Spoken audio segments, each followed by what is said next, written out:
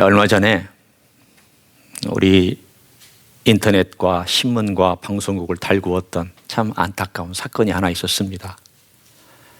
그 사건은 정인이라고 하는 어린아이가 참 양부모의 그 학대로 말미암아 죽게 된 그러한 사건입니다. 16개월밖에 안 됐고, 어떻게 생각하면 너무나도 창창한 아이가 어떻게 그렇게 죽게 되었는가 하는 것 때문에 한국의 온 사회가, 심지어는 이민 사회에 있는 많은 분들도 분노한 그러한 사건이었습니다. 어떻게 그럴 수 있느냐? 어떻게 인간이 그럴 수 있느냐? 그것도 입양한 아이를 어떻게 그렇게 할 수 있느냐? 저도 그 사건을 보면서 어찌 그럴 수 있을까? 그 양 부모가, 입양한 그 부모가 기독교인입니다. 또 남편도 아내도 다 목사의 자식입니다. 심지어는 기독교 대학이라고 하는 한동대에서 만나서 한동대 졸업하고 결혼한 커플입니다. 졸업한 다음에 직장도 기독교와 관련된 직장을 얻어서 일했던 사람들입니다.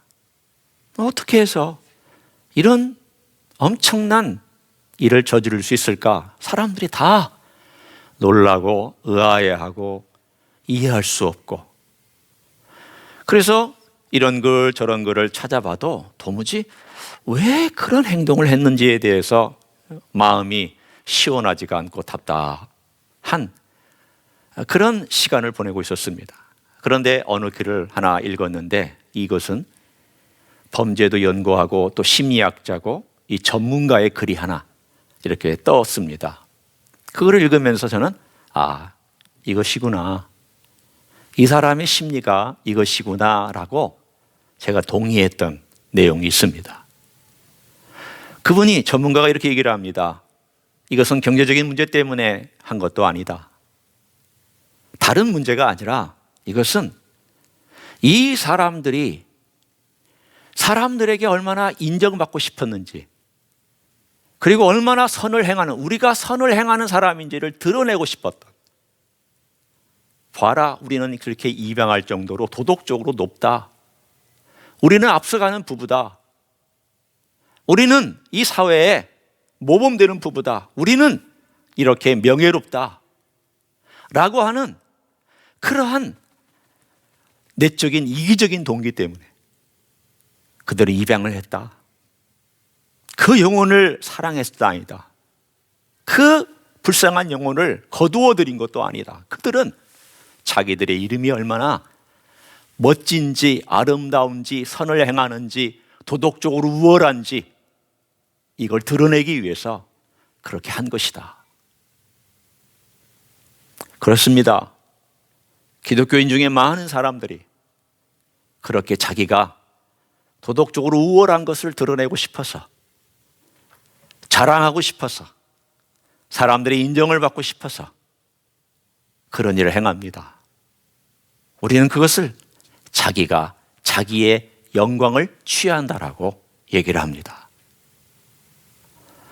물론 우리 인생에는 인정받고 싶은 마음이 있습니다. 좋은 동기에서도 있습니다. 때로는 자랑하는 것이 있습니다. 그러나 그것이 과도해졌을 때, 더 나아가서 하나님의 영광을 내가 뺏어갈 때, 우리는 그것이 얼마나 헛되고 나쁘고 그리고 어떤 결과를 가져올지에 대한 것들을 우리는 분명히 알고 있습니다. 그것이 아마 영광이란 단어, 영어로로 글로리라고 하는 단어가 가지고 있는 뜻일 겁니다. 이 글로리라고 하는 단어는 라틴어 글로리아에서 왔습니다. 라틴어 글로리아는 명성이란 뜻입니다. 사람으로부터 얻은 인정을 의미합니다. 잘 알려진 걸 의미합니다. 사람으로부터 얻은 명성이라는 것이 얼마나 짧습니까? 얼마나 쉽게 사라집니까? 얼마나 안개처럼 없어집니까? 영광이 그런 뜻이라고 생각하니까 글로리 혹은 글로리아라고 하는 이 단어가 원래 영광을 반영해 주지는 않는구나. 글로리라고 하는 그 말의 근본과 그 가장 중요한 핵심을 봤을 때 그것은 원래 성경적인 글로리는 아닙니다. 성경적인 영광을 의미하는 것은 아닙니다. 이 글로리는 바로 인간이 추구하는 쉽게 사라지는 그런 것을 의미하고 있습니다. 그렇다면 진짜 성경적인 영광, 우리가 히브리어에 볼 때 카보드라고 얘기하는 이 영광이란 것은 무슨 뜻이겠습니까? 오늘 주보의 제목에 나와 있는 내용입니다. 무겁고 중요하고 진정한 무엇입니다. 이 세 가지 혹은 네 가지, 다섯 가지가 들어갈 수 있지만 그래도 그 대표적으로 무겁고 중요하고 진정한 무엇입니다. 인간의 명성과 인간의 영광이 가볍다고 하는 점과 비교될 때 대조가 되어서 무겁고, 인간의 것이 하찮고 쉽게 사라진다는 점에서 진짜 영광은 중요하고, 인간은 영광이 오염되고 동기도 오염되어 있고 그 많은 것들이 욕심으로 오염되어 있다라고 하는 그런 점에서 하나님의 영광은 대조적으로 진정성이 있는 그런 영광입니다. 과연 그러면 우리는 그 영광하고 상관이 있을까? 과연 우리 안에는 그런 영광이 있을까? 사라지는 영광을 추구하고 살아온 인생들이 진짜 영광을 알고 경험할 수 있을까? 오늘 이사야에서 우리가 함께 보았던, 그리고 함께 설교를 나누었던 62장 3절은 대답을 합니다. 그렇다. 하나님은 너를 그렇게 만드시고 계시다. 그리고 만드셨다. 도대체 어떤 연유로, 그리고 어떤 과정과 무엇을 위하여 그렇게 만드신 것일까에 대하여 저는 오늘 이사야서 62장 3절과 그리고 요한복음 17장 21절의 말씀을 통하여 여러분과 함께 말씀을 나누고자 합니다. 먼저 62장 3절, 우리가 본 구절이지만 제가 다시 한번 읽습니다. 나는 또 여호와의 손에 아름다운 관, 내 하나님의 손에 왕관이 될 것이라. 여기서 왕관이라고 표현되어 있습니다. 여러분, 왕의 관을 쓸 때 그 왕관은 맨 마지막에 그의 영광을 드러낼 때 쓰는 것이 왕관입니다. 먼저 옷을 다 입고 띠를 띱니다. 신발을 신고 멋있는 장식들을 다 하고 맨 마지막에 그가 보좌, 자기의 왕좌에 앉을 때, 앉기 전이나 혹은 앉은 다음에 그가 맨 마지막에 하는 행동이 왕관을 쓰는 것입니다. 직접 쓸 수도 있고 누군가가 그 왕관을 가져와서 그 머리 위에 씌워줄 수도 있습니다. 왕관은 그 사람의 영광의 클라이막스입니다. 그 왕의 영광을 맨 마지막에 장식해주는, 가장 찬란하고 가장 멋있고 가장 빛나고 가장 존귀하고 가장 위엄있고 누구도 쓸 수 없는 오로지 그 사람만, 왕만 쓰는 관이 왕관입니다. 얼마나 영광스럽습니까? 찬란합니다. 거기에는 보석이 박혀 있습니다. 아마도 장인 중에 최고의 장인이 최고의 솜씨를 뽐내 최고의 멋진 재질을 가지고 최고의 작품을 만들어내는 것이 왕관입니다. 그런데 하나님이 머리에 쓰시는 왕관을 네가 그 왕관이다라고, 오늘 여기서는 이스라엘을 향하여 말씀하고 있지만 이스라엘 향한 이 말씀은 역시 우리를 향한, 하나님의 백성을 향한 말씀이기도 합니다. 너희들이 바로 그 왕관이다. 하나님의 손에 들린, 내 손에 들린 왕관이다. 이렇게 말씀하고 있습니다. 도무지 이해가 안 됩니다. 여러분, 솔직하게 놓고 생각해 보십시다. 여러분이 왕관 같습니까? 여러분의 삶에, 내 실제 삶을 볼 때, 목사님, 저는 정말 왕관처럼 빛나는 삶을 살고 있습니다. 이렇게 자신만만하게 얘기할 수 있는 사람이 있습니까? 아니요. 내 실제 삶을 보면, 내 안을 보면 내가 진짜 왕관일까? 하나님의 그 멋진 영광스러운 왕관일까? 그렇지 않은 느낌을 받습니다. 경험적으로는 그런 사람이 될 수 없습니다. 그런데 하나님께서 오늘 우리들에게 말씀하시는 내용을 우리가 계속 스위치해야 됩니다. 나는 나를 바라볼 때 별 볼 일 없는 인생이고, 나는 나를 바라볼 때에 냄새나는 인생이고, 나는 나를 바라볼 때에 썩은 면류관 같고, 나는 나를 바라볼 때에 오염된 면류관 같아서 하나님의 머리에 쓰실 만한 자격도 본질도 아닌 것 같은 그런 느낌이 들 때에 우리는 생각을 해야 됩니다. 내가 내 스스로를 바라보는 눈이 아니라 하나님께서 나를 바라보시는 눈으로 나를 바라볼 수 있게 축복해 주시옵소서. 여러분, 우리는 하나님 아버지 앞에 설 때 진짜 자기 모습이 드러나고, 하나님이 어떻게 나를 취급하시는지를 우리가 알아야 그 눈으로 내 자신을 스스로 취급할 수 있어야 됩니다. 하나님은 말씀하셨습니다. 너희는 내 손에 들린 왕관이다. 그 영광스러움에 대하여 성경의 신약에는 이렇게 얘기합니다. 어떻게 해서 그런 왕관이 되었는가에 대하여 고린도전서 15장 45절, 46절, 47절에는 이렇게 말씀하십니다. 첫사람 아담은 생명이 되었다.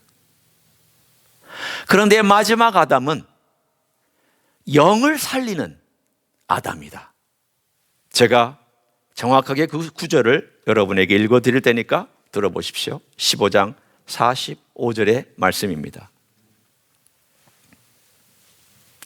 기록된 바 첫사람 아담은 생명이 되었다 함과 같이 마지막 아담은 살려주는 영이 되었나니. 아니, 여기서 첫사람 아담이 생명이 되었다 함과 같이 그랬으니까, 같이라는 말은 뭔가 유사한 점이 있다라는 겁니다. 비교하고 있는 거죠. A 같이 B가 행동한다. 저 사람과 같이 이 사람도 행동한다.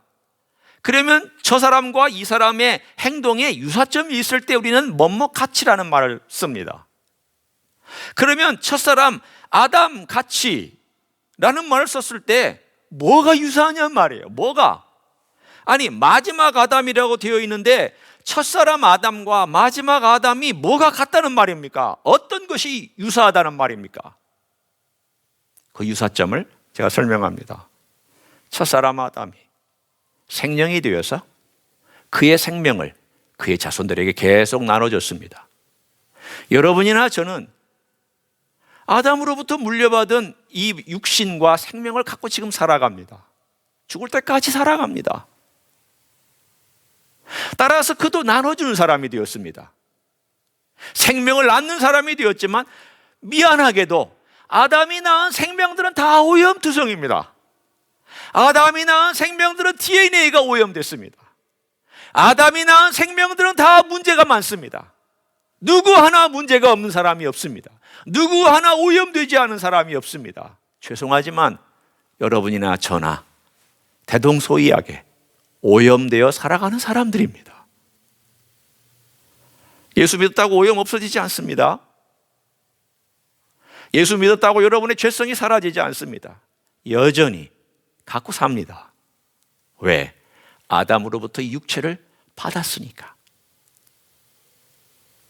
그런데 아담이 그런 생명을 물려줬듯이 비슷한 원리로 마지막 아담이 와서 우리에게 생명을 살리는 영을 부어주셨습니다. 다른 말로 얘기하면 그가 우리에게 물려준 이 육체와 다른 생명을 물려줬다는 뜻입니다. 그건 두 단계로 나눠집니다. 첫 번째 단계는 우리 영혼이 사는 생명을 물려줬고, 두 번째 단계는 언젠가 이 육체가 사는 놀라운 생명으로 두 번째 단계가 이루어질 것입니다. 똑같이 만들어갑니다. 첫 번째 아담이 모든 인류를 만들어냈듯이 둘째 아담, 마지막 아담이 새로운 인류를 만들어냅니다. 이 구인류는 모든 이제까지 살았던 인류들이며 앞으로 살 인류들이고, 이 신인류는 예수 그리스도 안에서 새롭게 태어나서 그 안에 들어가는 인류들입니다. 예수님이 낳는 생명입니다.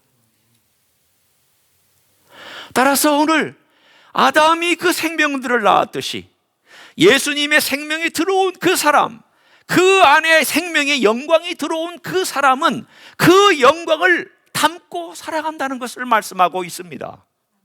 여러분이나 제가 그 영광을 담고 살아가는 사람들입니다.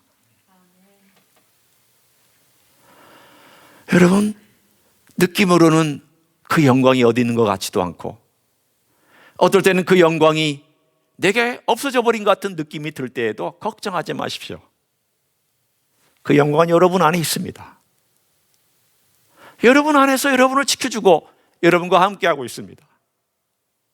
좀 우리가 그림으로 좀 표현하자면, 어떨 때는 그 영광이, 양이하고 들으세요? 힘을 제대로 발휘 못해서 좀 쪼그라들었다가 또 주님을 바라보고 주님께 영광 돌리고 기쁜 삶을 살고 주님과 생명이 쫙 연결되는 삶을 살면 그 영광이 쫙 하고 나타났다가, 또 주님 안 바라보고 이 세상 바라보고 그냥 내 조건 바라보고 그리고 내 수준으로 그냥 막 살아가면 그 영광이 좀 줄어들었다가, 그런 것과 비슷한 원리입니다. 그러나 이 영광이 떠나지 않고 여러분 안에 남아 있습니다. 오늘 하나님이 우리를 보는 눈이 그렇습니다. 너는 내 손에 있는 왕관이다. 너는 내 영광의 클라이막스다. 내가 처음 인류를 지었을 때에 모든 피조물들은 말씀으로만 지었다. 있으라, 생겨났다. 내가 너는 그렇게 짓지 않았다. 내가 너는 내 손으로 직접 빚었다. 그리고 내가 그 코의 생기를 후 하고 불어넣었다. 다른 모든 존재들은 내가 손대지 않았다. 입술로 말로만 다 해서 지었다. 너는 다르다. 하나님께서 인류를 지었을 때, 아담과 하와를 지었을 때에 그 아담과 하와는 창조의 면류관입니다. 그 창조의 면류관의 보석과 같은 존재입니다. 그런데 하나님께서 이 보석과 같은 존재로 지었는데 타락해서 하나님 머리에 쓰실 수가 없습니다. 하나님이 쓰고 싶은데, 하나님의 손에 들려서 쓰고 싶은데 그 죄가 덕지덕지 묻어있는 그 면류관을 하나님이 쓰실 수가 없습니다. 하나님 어떻게 하셔야 되겠습니까? 둘 중에 하나죠. 버려버리시든지 이걸 다시 회복시키시든지, 이걸 다시 완전히 만들든지. 여러분 같으면 우리가 예수님 안에서 새로운 피조물이 된 것이 리크리에이션이겠습니까? 뉴 크리에이션이겠습니까? 예, 뉴 크리에이션이죠. 뉴 크리에이션, 리크리에이션이 아니에요. 재창조가 아니에요. 새 창조예요. 이 창조는 이전에 한 번도 행해보지 않았던 새로운 창조를 하나님께서 예수 그리스도를 통하여 우리들에게 부어주신 것입니다. 여러분 안에는 재창조가 일어난 게 아닙니다. 여러분 안에 새 창조가 일어났습니다. 그런즉 그리스도 안에 있으면 새로운 피조물이라, 이전 것을 지나가시니 새 것이 되었도다. 우리는 새 것이에요. 이 새 영광이 우리 안에 들어와 있어요. 하나님이 빚으신 영광이에요. 하나님께서 우리를 새롭게 빚어서 예수의 영광이 그 안에 들어가고 그 생명이 들어가서 비록 너의 육체는 아직 오염되어 있고 죽을 때까지 오염 때문에 갈등하겠지만 내가 너의 안에 예수의 생명과 예수의 영광을 집어넣어서 너는 새로운 피조물로 내가 탄생하게 했다. 생명이 들어옴으로 우리의 영혼이 다시 살아서 그 생명을 만나 우리 안에 그 영광을 품고 살아가게 되어 있어요. 이게 우리의 새롭게 태어난 생명이라면 예수의 생명과 이렇게 연결되어서 우리 안에 이렇게 머물고 있는 것과 마찬가지예요. 따라서 우리의 생명이 예수님의 생명을 떠나면 아무 의미 없습니다. 아무 능력이 없습니다. 예수님의 생명과 얼마나 접붙이고 얼마나 가까이 있고 얼마나 밀접하게 연결되어 있는가에 따라서 그 생명의 영광이 힘있게 드러나기도 하고 힘이 없게 드러나기도 합니다. 그 존재가 힘있게 능력을 발휘하기도 하고 그 존재가 있는 둥 마는 둥 살아가기도 합니다. 왜 누구는 예수의 생명에 깊이 연결되어서 힘있게 살아가고 누구는 예수의 생명이 있는데도 불구하고 힘없게 살아가느냐? 새롭게 태어난 이 생명이 예수의 생명과 얼마나 밀접하고 깊이 붙잡혀 있느냐에 따라 그 사람은 영광스러운 삶을 살아가기도 하고 영광스럽지 못한 삶을 살아가기도 합니다. 자, 하나님의 그림은 어디 있습니까? 영광스러운 삶을 살아가게 하시는 데 있고 영광스럽지 않은 삶을 버리도록 하는 데 하나님의 그림이 있습니다. 오늘 우리가 하나님 아버지 앞에 살아갈 때에 그 영광스러운 그림으로 하나님께서 계속 우리를 바라보시고 우리를 그런 그림으로 대우하기를 원하실 때 우리가 기도할 일이 있잖아요. 이제 기도 제목이 있잖아요. 하나님, 제 안에 주신 이 영광스러움이 찬란하게 나타날 수 있도록 저를 도와주십시오. 이 영광스러움이 주님의 생명과 밀접하게 연관되어 있다면 제가 주님의 생명 외에는 다른 어떤 것도 구하지 않게 해주십시오. 내 안에서 그 생명을 보고 그걸 붙잡고 그것이 저의 전부인 것, 그것으로 알고 주님 그렇게 살아가게 해주십시오. 여러분, 예수의 생명이 빠지면 우리는 헛것입니다. 아무것도 아닙니다. 다시 옛날에 인간적인 영광을 추구하는 존재로 또 전락해 버립니다. 그러나 예수님이 우리를 영광스러운 존재로 만들어 주셨다면 그 존재 가치가 내게 있는 것이 아니라 이끌어 주시는 예수님께 있다는 걸 알고, 내가 예수님의 그 생명과 내 생명이 꽉 만나서 예수님이 이끌어 주시는 대로, 예수님의 생명이 부어 주시는 대로 내가 가야만 내 삶이 영광스러운 하나님의 그림이 이루어지겠구나.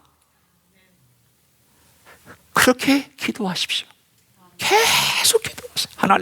하나님, 주님, 그 주님의 영광스러움이 제 안에 활짝 피게 해달라고, 마음껏 발휘되게 해달라고. 하나님은 그런 그림을 그리고 계십니다. 두 번째는 이 왕관은 아직 머리에 쓰시지 않았습니다. 이 왕관은 손에 들려 있다고 말씀합니다. 손에 들려 있을 때에는 그 의미는 쓰시기 직전에 물론 동작을 의미하기도 하지만 또 하나의 의미가 있습니다. 그것은 소중하고 사랑스러운 존재라는 의미가 있습니다. 여러분이 소중한 것은 손에 이렇게 받쳐서 듭니다. 소중하지 않은 것은 그냥 이렇게 달랑달랑 들어도 괜찮습니다. 손가락으로 들어도 괜찮습니다. 소중하지 않은 것은 손으로도 안 할 수 있습니다. 어떻게 해요? 저기 그렇게 합니다. 소중한 건 어떻게 해요? 저기예요. 우리의 손은 우리의 언어를 얘기해줘요. 내가 손으로 이렇게 소중하게 들고 있다는 것은 이것이 얼마나 가치 있고 귀중하고 소중하고 사랑스러우냐를 표현해주는 또 다른 모습이에요. 하나님께서 그분의 손에 마치 인간이 어떤 소중한 것을 들고 있는 것처럼 이 왕관을 이렇게 들고 있다면 그 왕관은 소중하기 때문에, 사랑스럽기 때문에 그렇게 들고 계시는 거예요. 제가 우리 아이 얘기를 하나 해드릴까요? 우리 둘째 아이가 난 다음에 그 엄마가, 제 아내가 이 둘째 아이를 얼마나 아끼고 살아가는지, 아니 엄마들이 쓰는 표현을 쓰면 쪽쪽 빨고 그랬어요.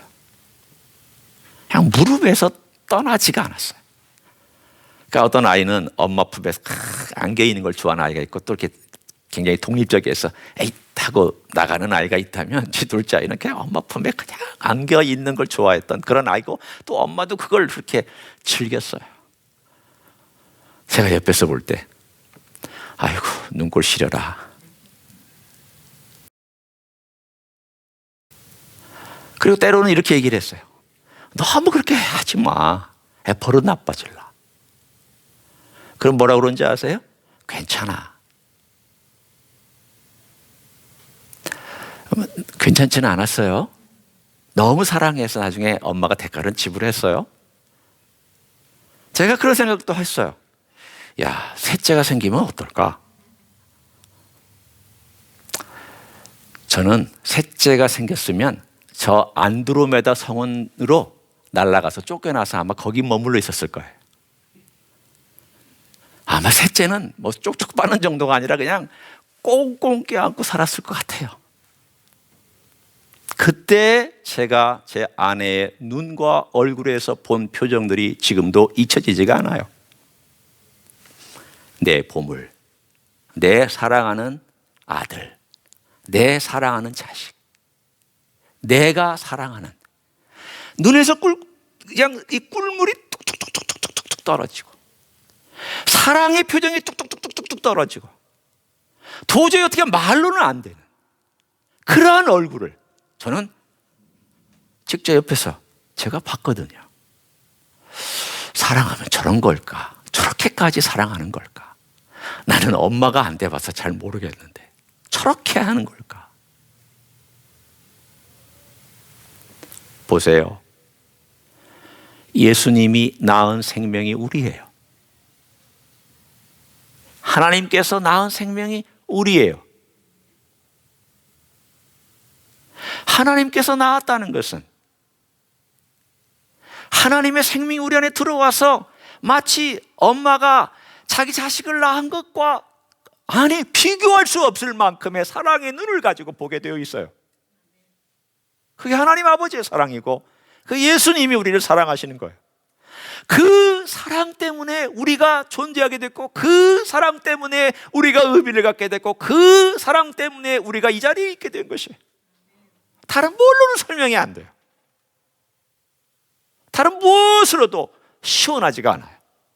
그러나 사랑, 그래, 사랑하시니까 그렇게 대우하시는 거지. 사랑하시니까 그렇게 우리를 이쁘게 봐주시는 거지. 우리를 그분의 손에 들 왕관처럼 소중하고 사랑스러운 존재로 보고 계신다. 여러분 잊지 마세요. 여러분의 존재는 우리 하나님 아버지 앞에 그런 존재인 줄로 믿습니다. 세 번째는 손에 들고 가까이 하실 정도로 가까이 두고 싶어하는 그러한 대상을 의미하고 있습니다. 우리는 하나님을 생각할 때 성삼위 하나님을 생각합니다. 삼위일체 하나님을 생각하죠. 첫 번째 위이신 아버지 하나님과 두 번째 위격 혹은 위라고 얘기하는 성부 하나, 성자 하나님과 세 번째 위 혹은 위격이라고 얘기하는 성령 하나님. 세 분은 영어로 표현하면 three persons in one이에요. 우리는 그 삼위일체를 다 이해 못해요. 우리 이성과 우리의 가지고 있는 이 논리를 가지고는 설명할 길도 없고 설명할 방법도 없고 어떻게 이해할 수 없어요. 그러나 단 한 가지 성경에서 얘기하는 만큼 제가 얘기할 수 있어요. 어떤 얘기냐? 성자가 없이는 성부가 없고 성부 없이는 성자 없어요. 또 성령은 성부 하나님의 영이시기도 하고 성자 하나님의 영이시기도 하고, 그러나 성령은 또 독립된 인격체시기도 해요. 이 비밀을 우리가 알 수는 없어요. 그러나 명확하게 보여주는 사실은 관계의 하나님이며 공동체의 하나님인 것은 우리들에게 말씀해 주고 계세요.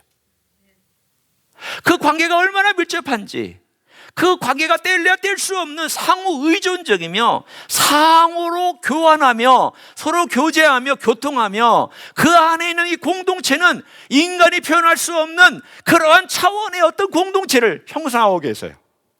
그래서 창세기 1장 25절 26절에 말씀하기를 우리가 우리의 형상을 따라 인간을 만들고라고 되어 있어요.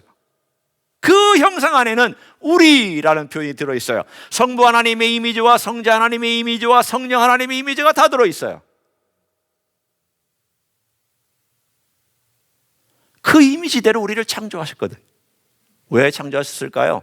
아담과 하와를 만들어서 그 영광을 그들에게 불어넣어 줄 뿐만이 아니라 그 영광의 자리로 그들을 이끌어 들이시기 위해서 하신 거예요.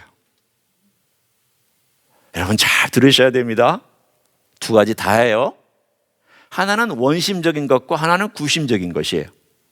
원심적인 것은 뭐냐면 하나님의 영광을 나눠주는 분으로서 그분의 관계와 공동체를 넓게 만드는 원심적인 원리가 있고, 하나는 만드심으로써 그 두 사람의 공동체를 하나님의 공동체 안으로 끌어들여서 구심점이 되어서 그들을 끌어들여서 함께 하나님의 영광과 교제와 사랑을 나누는 공동체로 만드시기 위함이었어요. 그게 인간을 만드신 목적이에요. 근데 하나님이 잃어버리셨잖아요. 아쉽게도 하나님이 잃어버리셨잖아요. 인간이 죄를 지음으로 잃어버리셨잖아요. 인간이 타락함으로 그 공동체를 인간이 깨고 나가버렸잖아요. 자기 마음대로 가버렸잖아요. 그 면류관이 오염되고 썩어지고 죄로 말미암아 물들어 버렸잖아요. 그래서 어떻게 하셨어요?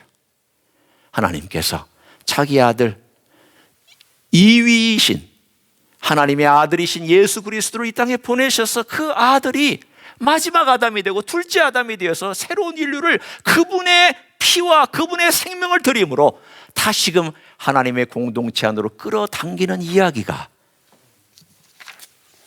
이 성경의 이야기예요. 여러분에게 전하고 있는 이야기, 이 성경의 이야기가 하나님의 공동체를 만들고 그 공동체 안으로 들였다가 그들이 떠난 것을, 깨고 떠난 것을 다시 그 공동체 안으로 끌어들여서 그 전보다 더 월등한 퀄리티를 가지고 교제하게 만들어주신 것이 바로 오늘의 이야기예요. 여러분, 아담은 그걸 몰랐어요. 아담은 죄 짓기 전에 그 영광스러운 존재였고 그가 죄를 짓지 않았다라면 아마 영원히 살았을 거예요. 그러나 그 육체, 아담이 죄를 짓지 않고 혹시, 가정법입니다, 물려줄 그 육체는 지금 우리가 예수님을 통하여 물려받을 장래의 육체와 생명과는 감히 비교할 수 없어요. 그래서 첫째 아담과 둘째 아담의 이야기는 차원이 달라요. 여러분은 바로 그 차원이 다른 영광을 품고 사는 사람들이에요. 얼마나 차원이 다른지. 과거의 아담이 여러분에게 생명을 설사 죄를 짓지 않고 주었다 할지라도 둘째 아담인 예수 그리스도께서 주신 그 부활의 육체와 부활의 영광과 부활로서 누리는 그 찬란함은 첫째 아담이 줄 수 있는 것과는 차원이 다른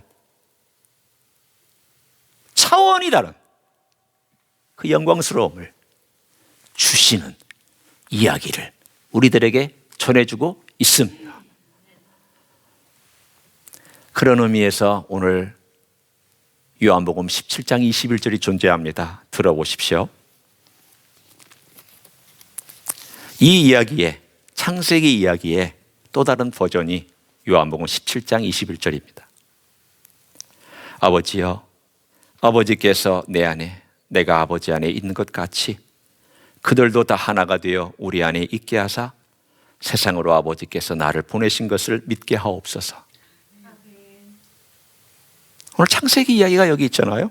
아버지여, 아버지께서 내 안에, 내가 아버지 안에 있는 것 같이 성삼위 하나님께서 교제하고 공동체를 이루고 깊고 하나 되고 개인적이고 친밀한 공동체를 이루고 관계를 이루고 있는 것과 같이 이들도 서로 사랑하고 서로 용서하고 서로 관용하고 서로 받아줌으로 하나가 되어 우리 공동체 안으로 끌어당겨 주십시오. 아버지가 일을 해 주십시오. 아버지가 이 원래 창조 때에 계획하였던 뜻을 이루어 주십시오. 저를 통하여 이루어 주십시오. 제가 십자가에서 곧 죽을 테니까 제가 십자가에서 죽는 그 일을 통하여 이 일을 이루어 주십시오. 제가 죽겠습니다. 제가 피 흘리겠습니다. 제가 기꺼이 죽겠습니다. 아버지가 원하는 뜻을 이루어 주십시오. 창세기 때에 원래 계획했던 그 뜻과 그 원래 아버지가 원하였던 것을 제 피를 통하여 제 죽음을 통하여 이루어 주십시오. 그 이야기가 요한복음 17장 21절의 이야기입니다. 여러분은 이 세상의 가부연 영광을 따라 살아가는 사람이 아닙니다. 여러분은 사라지고 흩어지는 이 세상의 영광에 초점을 맞추고 살아가는 사람들은 아닙니다. 여러분은 썩어지는 이 세상의 영광과 잠깐 있다가 없어지는 명예나 명성에 목숨 거는 사람들은 아닙니다. 그게 중요한 게 아닙니다.